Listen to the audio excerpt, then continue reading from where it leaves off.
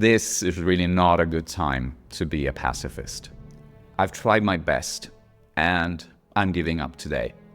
Now, there's a few things happening in the world. There's the rearming Europe, there's the US pulling out of NATO, there's Germany raising the debt ceiling. So this is happening on one side. On the other side, I've noticed that military ideas and concepts are literally everywhere. We are surrounded. And we're not just surrounded by objects like the aviator glasses, perfect symbol of the United States Air Force, like the bomber jacket, similarly coming from the Air Force. Camouflage, also coming from the Army. The T-shirt, an invention of the US Army. And the objects, there's a number of objects, and I want to talk about some of those because the history of them is quite fascinating. Some really famous brands like Jeep, watches like the Submariner from Rolex or the Seamaster from Omega. And then there's language. And this is where you really see that the military has already won. When I hire a freelancer, that is a definition of a mercenary. When I say strategy, strategy comes from the Greek for general. So the general gives the strategy. Logistics. Logistics comes from the French for encampment, camp, military camp. When I tell you that your performance is over the top, I'm using a metaphor for the trenches, and you are over the top of the trench, so you're really outperforming, you're getting into enemy fire. Recon, boot camp, boot on the ground. There are so many, like winning and losing, mission, target. Where should I stop? Everything, every concept in business is coming from the military.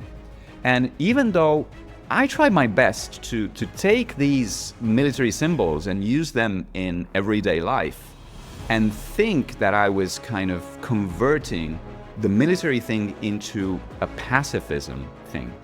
And I was thinking really hard about this. Like in 1994, I went to London, and in London, in Portobello Road, I bought my trusty pair of Dr. Martens boots. And they're in pretty kind of decent shape for a 30-year-old object. You know, right now, if you buy some Dr. Martens, they're flappy. They don't stand straight. And you know, these guys I could still use them. They're really uncomfortable when you're driving a car because they're pretty large. But I've been to quite a few demonstrations back in Italy with these boots. They're pretty well worn on the underside. And I thought that I was using all of this as a translation, as a hack into military culture by saying, you know, military culture, you know what? It's not military culture anymore. It's our culture. We are appropriating it. We are segregating it and making it our own. Actually, I think that I was still perpetrating the same military idea all along. And right now, I think we don't have the possibility of winning in business, literally, because that winning is a military concept. And there's no avoidance that we live in a time of war.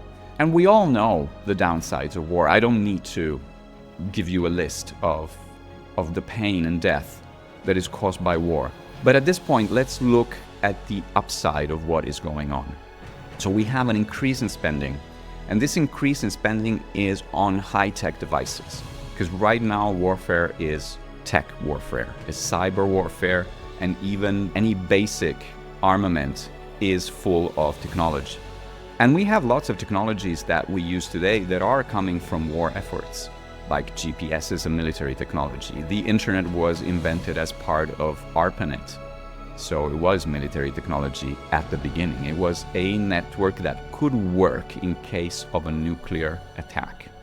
So it's a network where packets inside the network can reroute even if not all nodes are available at a certain time. And so we have all this money flooding possibly into also research and development. And this is a good thing. Then we have the rise of right-wing populism. That is not a good thing. However, what happens with right-wing nationalism is that the center-left has to move slightly to the right, and so has to be in favor of this military spending in order not to allow for the other part to polarize the discourse and say, the enemy is at the gates. And that allows for a more, if you think about it, somewhat more balanced politics. The fact that we need a cohesive European military strategy and defense strategy makes Europe, because Europe, when everything is fine, Europe doesn't exist. France, Germany, Italy, Spain, these are the countries. Then when there's a crisis, we come together as Europe. And so this military crisis is creating more opportunities for us to feel like a unity and to feel like Europe. It gives us a boost in the economy. It gives us more spending, and which is sorely needed in a moment where Germany is in stagnation. Italy has been in more or less a recession for the past 2 decades with some small interruptions. It's interesting, I never thought I would say this, but right now, this militarization of Europe is not a bad thing. Right now, the foolish foreign policy from the Trump cabinet is not a bad thing for Europe. It's just a wake-up call about something we should have done all along, delegate to our big and powerful ally all of the defense. And it looks like that the future that it's creating for the technology scene and the future that it's creating for Europe is Europe that is still as great as a place to live in terms of quality of life, in terms of cost of living, in terms of, being able to afford living here. It's happy. It's happier than other groups of countries. It's richer because there's more investments, even though the investment is in military technology and military equipment. There's also a lot of technological investment there. It's also a moment where Europe can attract a lot of talent. And if we play our cards right, we could get a lot of brains coming to Europe because we have more funding and because we have this possibility of investing more, not just in technologies. Technologies are made by people, okay? All of this is more investment in people, not necessarily all people that are going to kill other people. And so we have a great opportunity, I think, to be a better version of Germany, a better version of Italy, a better version of Europe. I know there's a number of companies that are set to profit from this.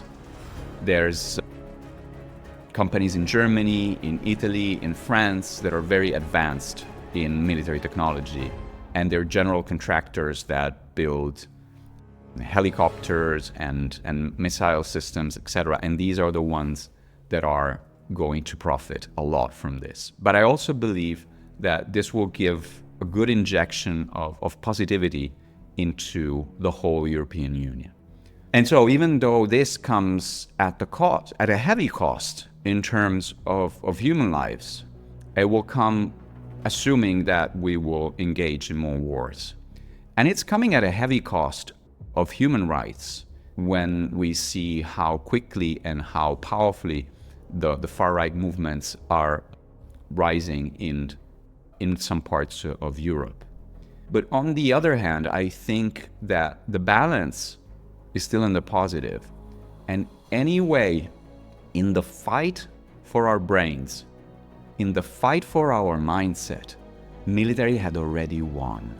Because we wouldn't have a strategy, a tactic, a freelancer. We wouldn't have a mission, a target.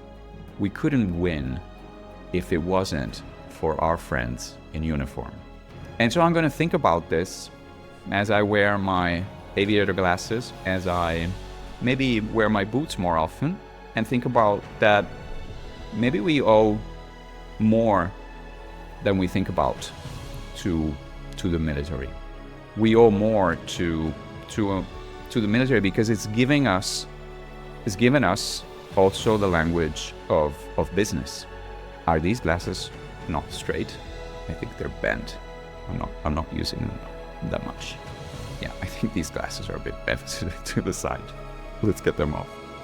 So I think we owe this debt of gratitude to the military, to military ideas, to military language. But it's a good thing to be aware. It's a good thing to shine a light on this and make sure that, yes, we say boots on the ground. We organize a boot camp. We hire freelancers. We set the strategy. We set our goals. Okay, we eat our rations. We eat our canned food. We buy our Omega Seamasters. We drive our Jeeps. We drive our Chevrolet Corvettes. Corvette is a military ship.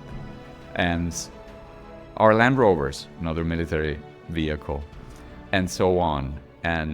But we think about where it comes from. This was a bit of a departure for me. I don't usually go into current events, but I thought this was timely and needed. And so if you enjoyed this, let me know by subscribing and liking the video and maybe leaving me a message or even sending me an email with your thoughts. Should I stick to my ideology? Should I still try to be a pacifist? Or is it okay to let go? Thanks for watching.